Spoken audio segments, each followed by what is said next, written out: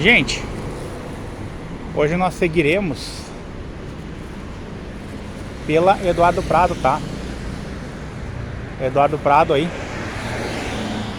que é uma rua assim, onde circulam aí muitos veículos, né, gente? E é uma rua também que tem assim uma certa movimentação de pessoas também. Mas o que a gente costuma ver é mais aqui carros, né? Só que o que eu quero falar pra vocês hoje é da cultura, né, russa em relação à guerra, né, gente? Parece que a Rússia, ela tá sempre com alguma vantagem, né? Vocês podem ver que eles já trocaram várias vezes aí os seus blindados, né? Eles agora têm uma versão muito boa, que é o T-80, que ele sobra, né, na Ucrânia. E vamos dizer assim, sobra como? Se você deixar ele parado, que diziam, né, que o T-80 ia atolar na neve, não sei o que das quantas, mas o T-80, se você deixar ele parado, camuflar ele e ficar só atirando com ele, você já consegue fazer muito estrago nos blindados ucranianos e seja lá o que for, tá? Que tem um poder de fogo bom, o T-80. E a Rússia, ela tem essa cultura, né, voltada para a guerra, que muitas vezes a Rússia enfrentou guerras. Inclusive, foi muito prejudicada com a Segunda Guerra Mundial, tá, gente? Muitas pessoas acabam deixando isso de lado. Só que muitas pessoas também usam a Segunda Guerra Mundial como justificativa aí para a Rússia poder fazer o que ela bem entender, entende? Isso aí tá errado. A Rússia, ela não pode sair invadindo outros lugares somente para aumentar seu patrimônio. Precisa ter aí responsabilidade, respeito, né, em relação a outras nações. Se a justificativa, a única justificativa fosse, né, que eles não se sentem assim protegidos, né, de certa forma, por ter ali um vizinho deles ali perto do terreno, né, russo, seria uma coisa assim interessante, né, gente? Seria ainda alguma coisa justificável caso esse outro país tomasse alguma atitude, né? Esse outro país assim, ele demonstrasse que queria invadir o território russo, mas não tinha nada disso, né? Então isso aí acaba sendo meio que conversa furada, né, gente? A gente acaba vendo assim a Rússia tomando aí certas atitudes que a gente não pode dizer que elas estão certas, a gente não pode dizer que elas estão erradas, tá? Mas a gente não pode dizer que elas estão certas. A gente acaba meio que ficando em cima do muro.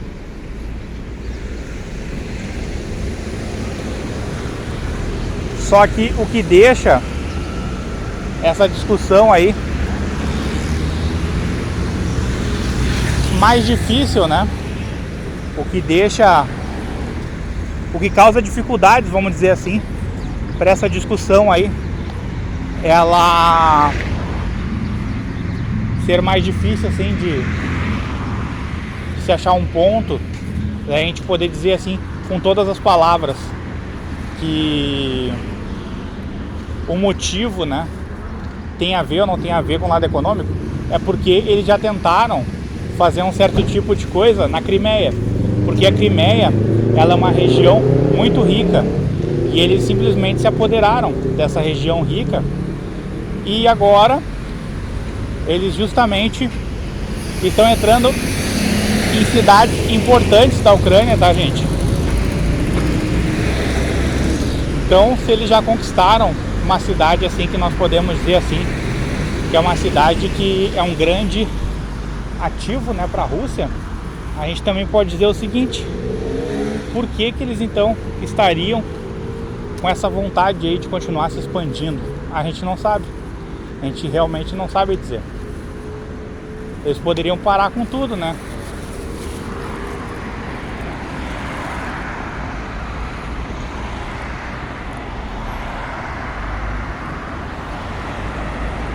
Eles podem aí ficar com, sei lá, com algum receio da Ucrânia fazer alguma coisa. Podem. Eles têm o direito, né, de ficar com receio, porque eles simplesmente invadiram. Só que o que não pode acontecer, gente, é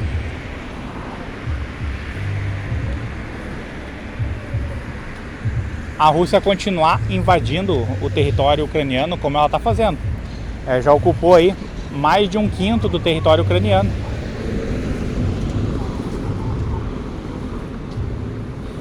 Se a justificativa assim fosse, porque agora tem um outro aliado da OTAN, ela pararia num certo ponto, porque a Ucrânia não está fazendo assim grandes ataques ao território russo. Inclusive, se fizer, tem ameaças russas de que eles podem usar aí material nuclear, né, gente? Então, se a Ucrânia não está atacando o território russo, fica mais difícil assim da gente fazer uma defesa para a Rússia, né, gente? Da gente chegar e dizer, olha, a Rússia tá errada. Se a Rússia, ela não queria que a Ucrânia entrasse para a OTAN, se ela se sente assim mais vulnerável com mais um país perto dela entrando para a OTAN, ela poderia justamente já ter parado com a guerra. Porque o que ela já conquistou de território e as armas que ela tem nuclear, o que ela pode fazer para se defender, a soma de tudo isso, gente, já faz com que não se tenha motivo assim para ter guerra, né, gente? Ela anexou Crimeia, ela já anexou outros territórios e ela já poderia parar. Porque a Ucrânia não está fazendo assim grandes movimentos para tomar territórios assim que são muito importantes para a Rússia, né?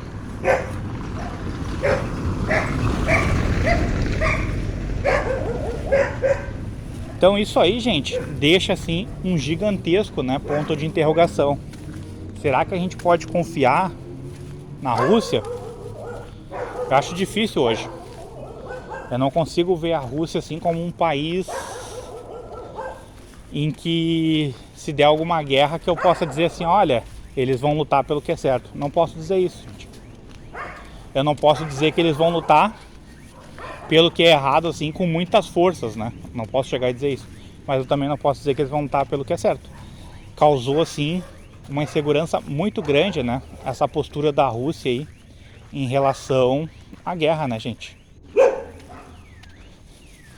Que ela já poderia ter terminado, porque ela já é a vencedora, né? Só que aí eles dizem que eles não vão terminar, porque pode haver assim um reagrupamento, né? Pode haver aí novos militares treinados aí pela Ucrânia, talvez de outros países que queiram aí fazer alguma coisa para reivindicar territórios. Mas eu não consigo acreditar nisso, gente. Porque do jeito que as coisas estão, a Ucrânia assim, ela não vai conseguir conquistar assim, muitos territórios. E eu acredito que mesmo se reagrupando também não, gente. Porque a população da Rússia, ela ainda é maior que a população da Ucrânia, tá, gente?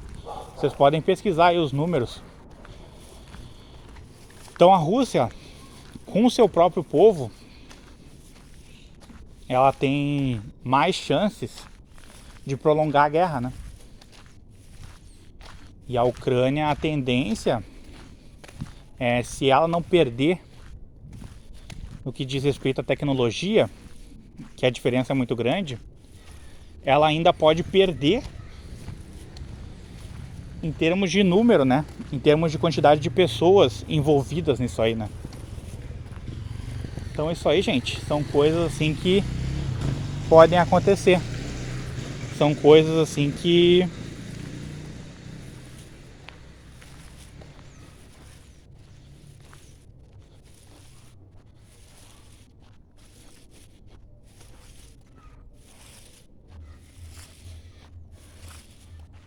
o resultado de tudo isso, né, gente, pode fazer com que a maior prejudicada, ainda mais do que já está, seja a Ucrânia, né?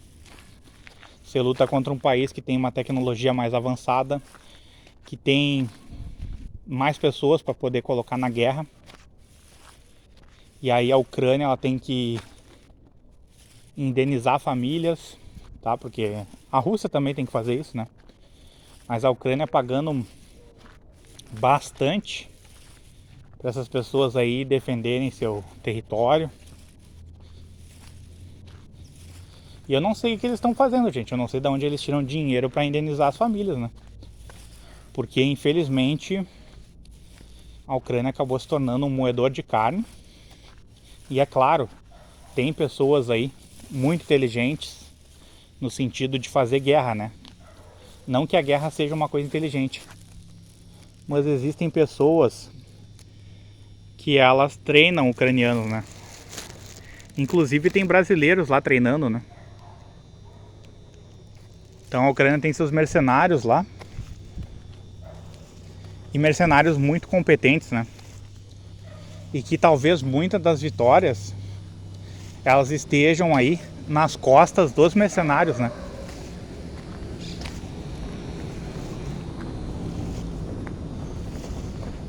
Só que isso aí, gente, gera um grande problema, tá? Como por exemplo na Segunda Guerra, a Alemanha, ela em certos momentos ela perdeu assim batalhas porque ela botou muito recruta, né, gente? Botou assim muito homem que não estava preparado para a guerra.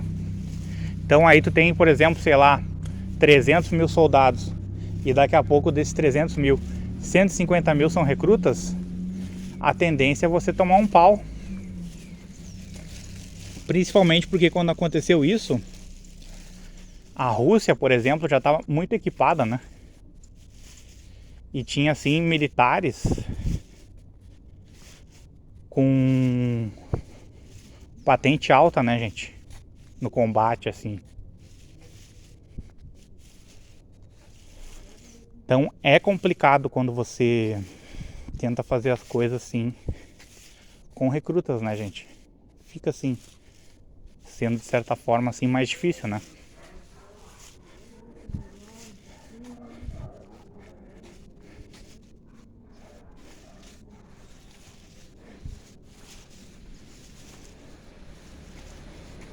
E aqui eu não tô torcendo para a Alemanha ter vencido, não, gente. Bem pelo contrário. O que eu tô dizendo é no sentido militar, né? Quando você batalha com um exército e metade dele tem recruta,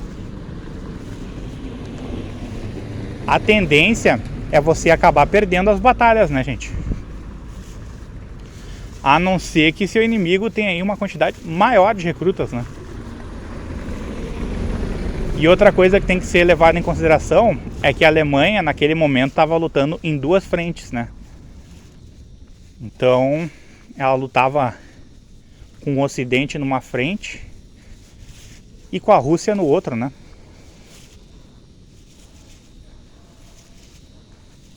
Então ela dividiu seu exército, e isso aí que acabou culminando na derrota da Alemanha também, né?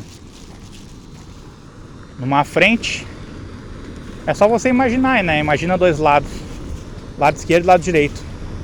Aí do lado esquerdo, a Alemanha luta contra o Ocidente, do lado direito luta contra a Rússia. Você, logicamente, vai deduzir que existe uma dedução, né? Uma redução, como vocês queiram falar, uma divisão do exército, tá? Então existe então isso aí, né, gente? Quando você luta em duas frentes. E hoje, né, muito recruta também, né? Tem muito recruta lá defendendo, né, nas trincheiras lá, a Ucrânia, né, gente? E você não sabe dizer quanto tempo aí eles tiveram de treinamento. Você não consegue dizer assim com precisão, né? E eu acredito que eles não tenham aí 2 anos de treinamento, tá, gente? Esses aí que estão aí entrando na guerra. Claro que a Rússia também tá lutando com muito recruta, né, gente? Então não sei dizer pra vocês, assim. Realmente eu posso dizer muita coisa aqui, mas eu não sei dizer pra vocês exatamente qual é a diferença, né, numérica de recrutas aí entre a Rússia e a Ucrânia, né, gente? Não sei dizer isso aí pra vocês. Talvez exista esse dado, não sei se esse dado pode chegar aí até outros países, tá? O dado preciso. Mas eu acredito que a Ucrânia, pela necessidade, ela esteja colocando muitos recrutas na guerra. Que, por exemplo, quando eles atacaram a Rússia, na última ofensiva que eles fizeram aí, que acabou também acontecendo o que a gente já sabia, né?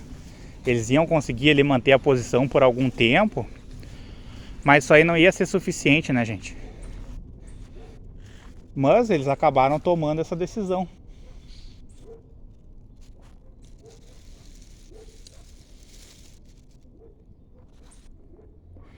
Mas e você? O que você faria, né? Você teria atacado a Rússia? Você manteria as posições? De repente, naquele momento, era a estratégia mais certa, porque se falava em negociação de paz, né? Só que quando se trata da Rússia, é sempre um ponto de interrogação. É um local assim muito isolado do mundo, você não sabe muita coisa que acontece lá. Por isso que muita informação errada acaba sendo passada para as pessoas, né? As pessoas ficam achando assim, a Rússia é isso, a Rússia é aquilo. E aqui eu não vou fazer nenhum tipo de demonização da Rússia, não vou falar mal da Rússia, tá? Mas é isso, né, gente? É isso que acontece.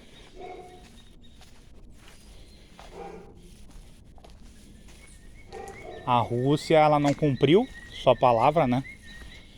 Quando assinou aí um tratado, onde ela não... Pode chamar de tratado, pode chamar de acordo, seja lá do que você queira chamar. Mas, a grosso modo, é a assinatura de um papel que ela dizia que não ia atacar a Ucrânia. Se a Ucrânia aí desativasse, né, as ogivas nucleares e tal. E aí eles desativaram e a Rússia foi lá e pum, né, resolveu atacar. Aí você vai dizer, não, mas a Ucrânia não tinha entrado na OTAN na época, né? É um bom argumento, gente. Mas o que a gente tá vendo é a Rússia não querendo paz, né? A Rússia não querendo nenhum tipo de paz. E o que isso aí acaba fazendo? Acaba atiçando aí outros países, como a Polônia e a Alemanha, né? A Alemanha que colocou 4.800 homens na Lituânia, né? Então a Alemanha já começa a fazer movimentos, já começa a aumentar sua produção militar e talvez seja o país que saia melhor dessa guerra, né, gente? Na Europa, assim. Dos países que enfrentam a Rússia, né? Que provavelmente vai vender muita coisa. E vão ficar gigantes, né, gente? Mais uma vez aí perto de uma guerra, a Alemanha crescendo, né? Isso que acaba deixando a gente, né, pensativo. Por que que sempre quando tem guerra, a Alemanha cresce, né? Parece que é um país assim que ele é preparado para a guerra. Aí vocês vão dizer, não, mas perdeu as guerras, tudo, claro. Perder é uma consequência, mas é um país que ele sempre se apresenta de uma forma assim diferente dos outros, né? Quando se trata de guerra. Por exemplo, agora a Alemanha tava com seu exército aí bagunçado, né, gente? Tava com o exército aí meio que caindo pelas beiradas. Tava com a metade dos equipamentos aí podendo operar em certas partes, né? No ar tinha pouca coisa operando, em terra pouca coisa operando também. Coisas que não eram suficientes para sua defesa. Agora em 2025 a gente ainda não consegue mais falar da Alemanha desse jeito. A gente começa a ver uma Alemanha que ela tem uma atitude diferente em relação à guerra, que ela tá se preparando para a guerra como nenhum outro país se preparou. Claro, tirando a Rússia, né? A Rússia se preparou para a guerra durante 10 anos. Mas depois aí da Rússia, tu tem a Polônia e a Alemanha. E a Alemanha, em 2 anos, passando assim pela Polônia do jeito que ela bem entende, né, gente? E isso que a Alemanha é um país que foi proibido aí de ter uma certa quantidade de militares, tá? Justamente por causa das outras guerras, e começa a aumentar seu número de militares. E eu não sei, tá, o que a OTAN vai fazer, se vai proibir, se não vai proibir, nós não sabemos. Mas a Alemanha assim se recuperando, né, gente? A gente via a Alemanha assim com muito equipamento obsoleto, tá? Tanto por ar, como por terra, como por mar. Seja lá o que for, gente. Imagina você há 3 anos atrás tá totalmente mal aí por terra, por ar e por água, né? Você tá mal. Aí daqui a pouco você começa a aumentar a produção aí de blindados, caças, seja lá o que for. E você começa a dizer aí para a Rússia que você quer alguma solução, né? Você não quer mais ver aí a Ucrânia sendo demolida, né? Você não quer mais ver o seu país aí perder dinheiro por causa da guerra, porque a Alemanha tá perdendo dinheiro, né? Com essa guerra ela foi muito prejudicada. Então você começa a tomar assim providências militares para negociar isso aí o quanto antes, para negociar o fim dessa guerra, porque o seu país perdeu bastante. Só que você sabe que se você for lá com papel e caneta na mão, você vai tomar um pé na bunda da Rússia. Então você começa a investir na sua indústria militar e você começa a aumentar o número de militares do seu país. E aí você começa a poder aí pedir coisas, né, na mesa de negociação. Que hoje nenhum país aí da Europa pode fazer isso, né, gente? A Polônia, primeiro, porque ela não foi invadida, tá? A Polônia não foi invadida. Não sei, tá, se a Rússia invadiria a Polônia. Eu acho difícil, tá? É uma possibilidade, mas eu acho difícil. Eu acho que a Rússia talvez foque lá mais na Lituânia, países ali bálticos, tá? Porque ela enfrentar a Polônia agora, eu acho que seria uma ideia ruim, tá, gente? Seria um negócio assim que a Rússia até pode obter muitas vitórias e tal. Ela pode ganhar o confronto, mas eu acho que ela perderia muito numa guerra contra a Polônia, tá? Porque a partir do momento que ela entra contra a Polônia, ela enfrentaria a OTAN. E claro, se a China entra junto aí com a Rússia, a Coreia do Norte entra junto também. E eu acredito que talvez até a Hungria, gente, a Hungria possa ficar do lado aí da Rússia. Talvez o critério de desempate seja a Turquia, porque a Turquia ela meio que não deixou muito claro o que ela quer, né? Ela vende uma coisa ali, faz um acordo ali, mas ela não deixou muito claro a sua posição, tá? Enquanto a gente tem aí uma Turquia, né, gente? Uma Hungria que ela parece estar aí do lado da Rússia, né, gente? Os movimentos que ela faz assim parece estar de alguma forma alinhado com os da Rússia, tá, gente? Pode ser também que a Hungria mude de ideia, negocie alguma coisa e fique do lado da OTAN, né? Mas assim, a Turquia ficando junto aí com China, com Rússia, com Coreia do Norte, tá? E a Hungria indo junto, eu acho que aí a Rússia e a China têm grande chance de saírem vencedoras, né? E não é só vencedoras, é muito vencedoras desse confronto, né? Então é uma coisa para se pensar, é uma coisa para a gente analisar, uma coisa para a gente pensar.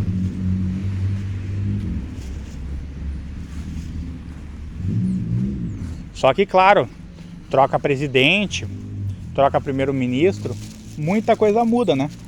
O Scholz ele começou a fazer movimentos aí para melhorar aí as defesas da Alemanha, né? Para produzir aí aparelhos mais modernos que possam ser utilizados aí em combate, para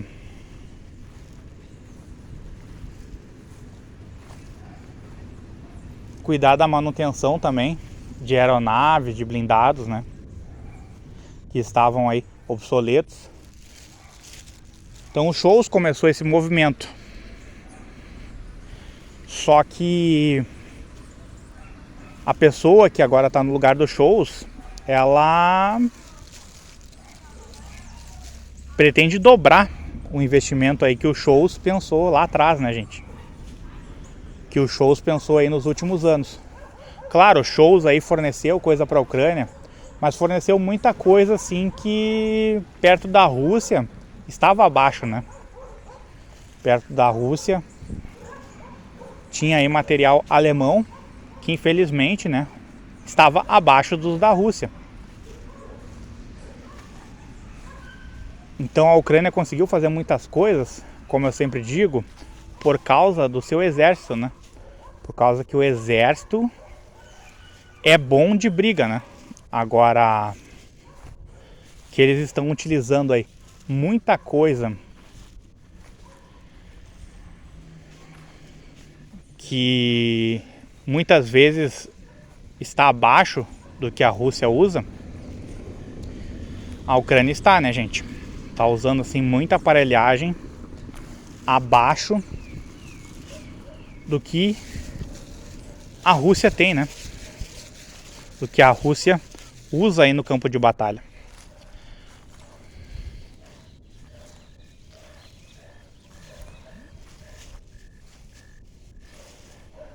E é isso, gente, era isso que eu tinha para falar para vocês.